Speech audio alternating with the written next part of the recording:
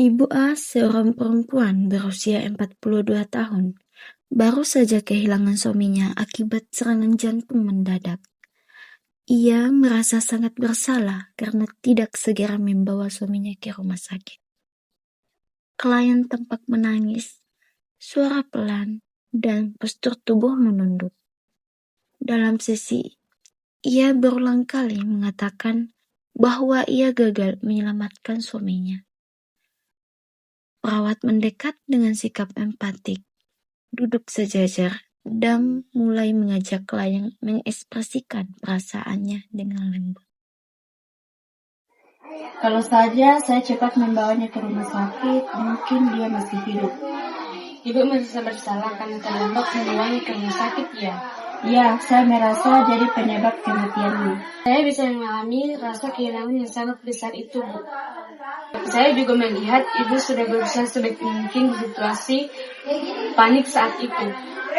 Saya belum berpikir seperti itu. Mungkin saya belum sepenuhnya bersalah. Betul, Bu. Kehilangan ini sangat menyakitkan, tapi bukan berarti ibu gagal sebagai istri. Kehadiran ibu tetap berarti bagi keluarga yang masih ada. Setelah sesi roleplay berakhir, klien tampak sedikit lebih tenang. Melalui teknik eksplorasi, refleksi perasaan, validasi, dan reframing yang dilakukan perawat, klien mulai memahami bahwa kejadian tersebut bersifat mendadak dan sulit diprediksi. Klien menunjukkan perubahan dari rasa bersalah yang dominan menjadi pandangan yang lebih realistis, yaitu menyadari bahwa ia telah berusaha sesuai kapasitasnya pada situasi darurat. Klien mulai menerima dukungan emosional dan mengatakan bahwa ia tidak sepenuhnya salah, serta menyadari bahwa proses duka membutuhkan waktu. Komunikasi terapeutik dalam roleplay dinilai efektif karena perawat mampu membangun hubungan empatik, menggali perasaan klien secara mendalam, serta membantu klien mengubah pola pikir menyalahkan diri menjadi lebih adaptif dan menerima kondisi kehilangan secara bertahap. Ibu B, seorang perempuan berusia 50 tahun dengan riwayat hipertensi kronis, telah menjalani pengobatan selama 3 tahun. Pada awalnya, ia mengikuti terapi dengan disiplin, namun belakangan ini ia mulai merasa bosan dan lelah karena harus minum obat terus-menerus. Ia merasa usahanya tidak membuahkan hasil yang bermakna karena tekanan darahnya menurutnya tidak banyak berubah. Klien menunjukkan sikap sinis dan kurang bersemangat saat berbicara, serta mengatakan bahwa minum obat hanya buang-buang waktu saja. Ia mulai menolak minum obat secara rutin. Perawat kemudian duduk berhadapan dengan klien dengan sikap tenang dan empatik, berusaha membantu klien fokus pada alasan di balik kejenuhannya dan menumbuhkan kembali motivasi untuk melanjutkan pengobatan. Saya sudah minum obat bertahun-tahun, tapi tekanan darah saya tetap tinggi. Untuk apa dilanjutkan? Ya, bikin saya pusing. Mari kita fokuskan dulu pada hal yang paling membuat ibu ingin berhenti minum obat. Saya capek terus, seperti tidak ada hasil. Saya paham itu berat, tapi fakta bahwa ibu dapat beraktivitas sehari-hari, itu tandanya obat masih membantu. Kadang hasilnya tidak langsung terlihat, tapi ibu sudah melangkah jauh. Ibu punya kekuatan untuk terus menjaga kesehatan. Mungkin saya perlu coba lagi, pelan-pelan. Setelah sesi roleplay berlangsung, klien tampak sedikit lebih terbuka dan lebih memahami pentingnya melanjutkan pengobatan melalui teknik focusing dan pemberian harapan positif.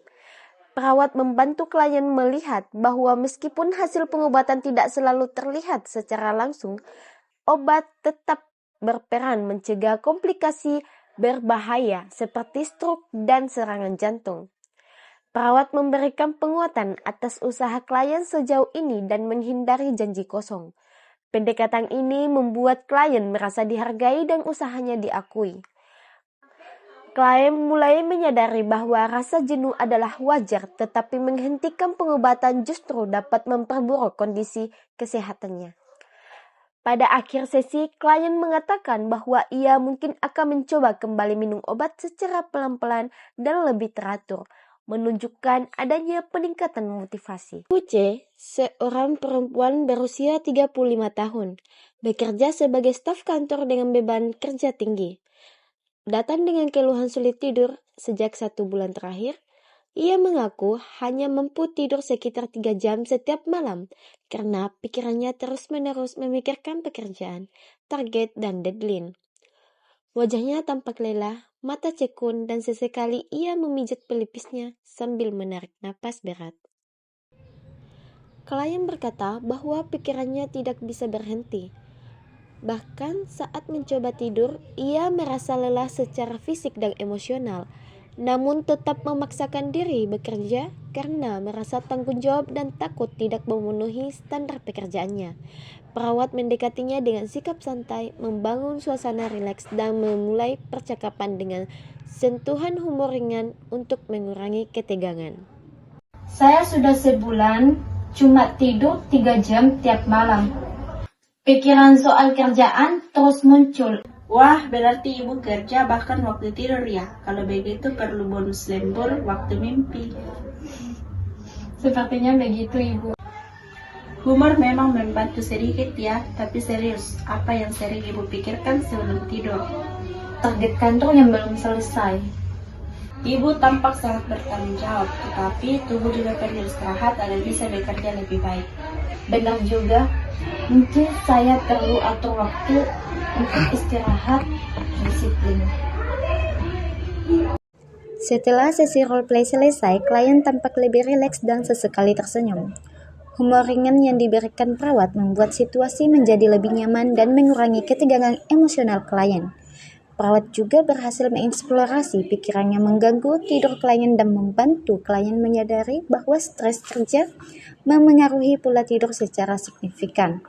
Klien mulai memahami pentingnya menyeimbangkan tanggung jawab pekerjaan dengan kebutuhan istirahat. Ia mengakui bahwa tubuhnya membutuhkan waktu untuk pulih dan menyadari bahwa menciptakan rutinitas tidur yang disiplin serta memberikan waktu untuk relaksasi dapat membantunya. Di akhir sesi, klien mengatakan bahwa ia merasa sedikit lebih ringan dan termotivasi untuk mencoba mengatur waktu kerja serta memberikan batasan antara pekerjaan dan istirahat. Perawat menutup percakapan dengan memberikan dukungan dan penguatan positif, membuat klien merasa didengar dan dihargai.